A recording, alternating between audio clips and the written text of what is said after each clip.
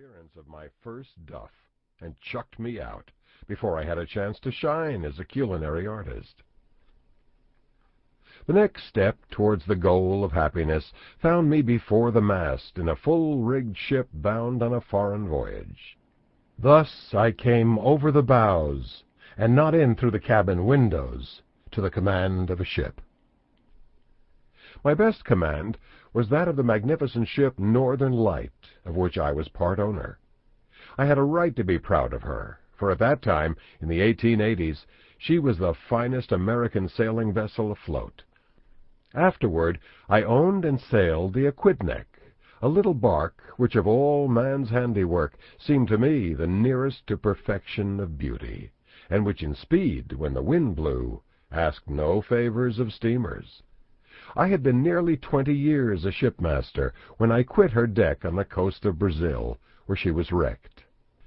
My home voyage to New York with my family was made in the canoe Liberdade, without accident. My voyages were all foreign. I sailed as freighter and trader, principally to China, Australia, and Japan, and among the Spice Islands. Mine was not the sort of life to make one long to coil up one's ropes on land, the customs and ways of which I had finally almost forgotten. And so when times for freighters got bad, as at last they did, and I tried to quit the sea, what was there for an old sailor to do? I was born in the breezes, and I had studied the sea as perhaps few men have studied it, neglecting all else. Next in attractiveness, after seafaring, came shipbuilding. I longed to be master in both professions, and in a small way, in time, I accomplished my desire.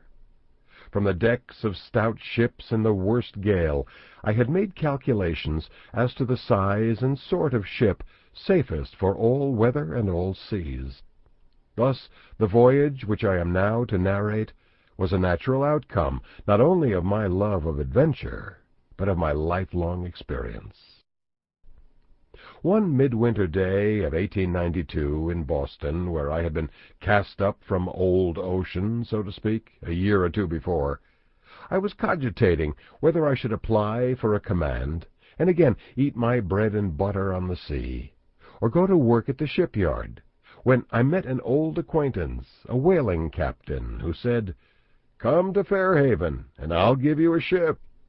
But," he added, "she wants some repairs."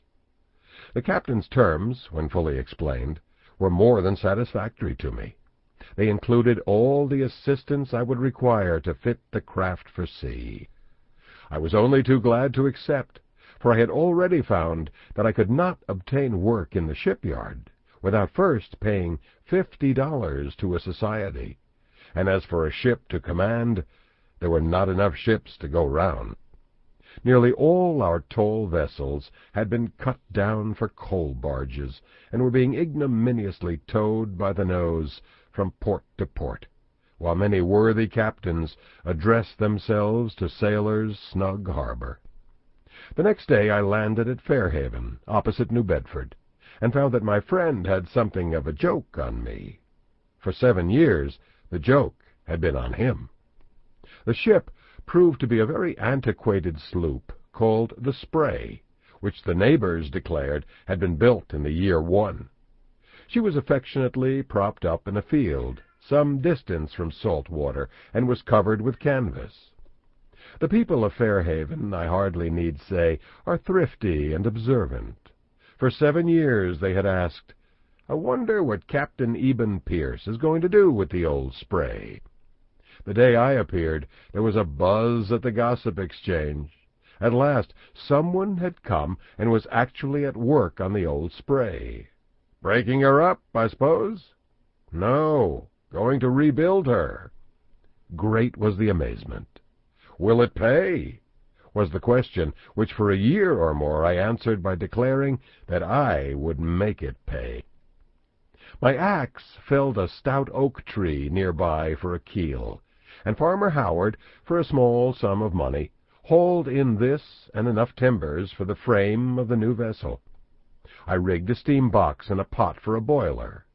The timbers for ribs being straight saplings, were dressed and steamed till supple, and then bent over a log, where they were secured till set.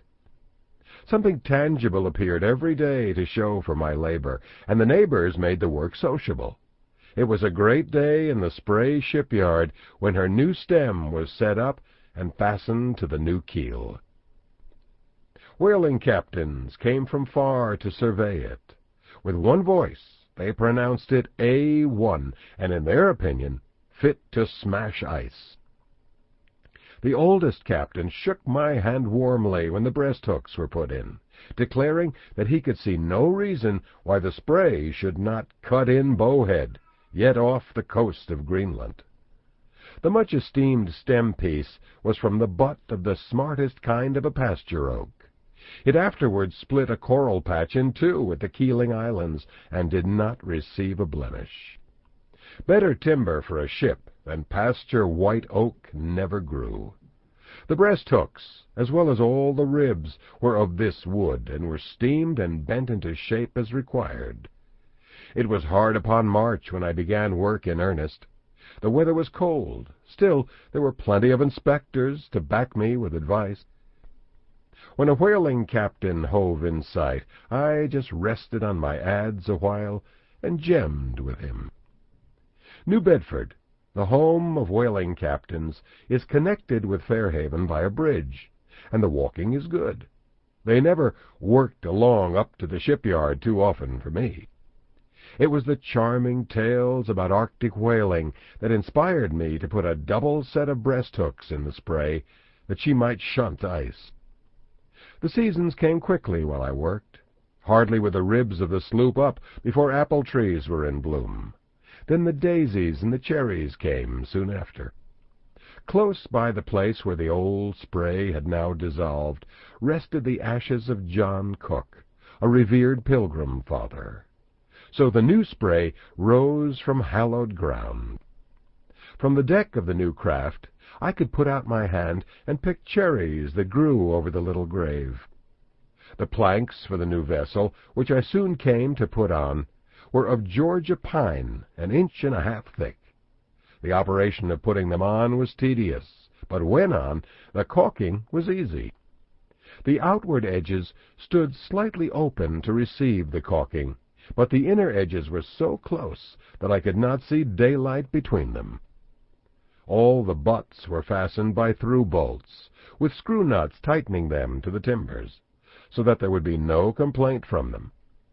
Many bolts with screw nuts were used in other parts of the construction, in all about 1,000. It was my purpose to make my vessel stout and strong.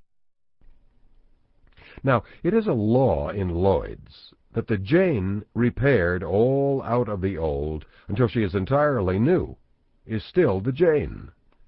The Spray changed her being so gradually that it was hard to say at what point the old died or the new took birth, and it was no matter. The bulwarks I built up of white oak stanchions, 14 inches high, and covered with 7/8-inch white pine. These stanchions, mortised through a 2-inch covering board, I caulked with thin cedar wedges. They have remained perfectly tight ever since. The deck I made of 1.5-inch by 3-inch white pine, spiked to beams, 6 by 6 inches of yellow or Georgia pine, placed 3 feet apart. The deck enclosures were one over the aperture of the main hatch, 6 feet by 6, for a cooking galley, and a trunk farther aft, about 10 feet by 12, for a cabin. Both of these rose about 3 feet above the deck, and were sunk sufficiently into the hold to afford headroom. In the spaces along the sides of the cabin, under the deck, I arranged a berth to sleep in, and shelves for small storage, not forgetting a place for the medicine chest.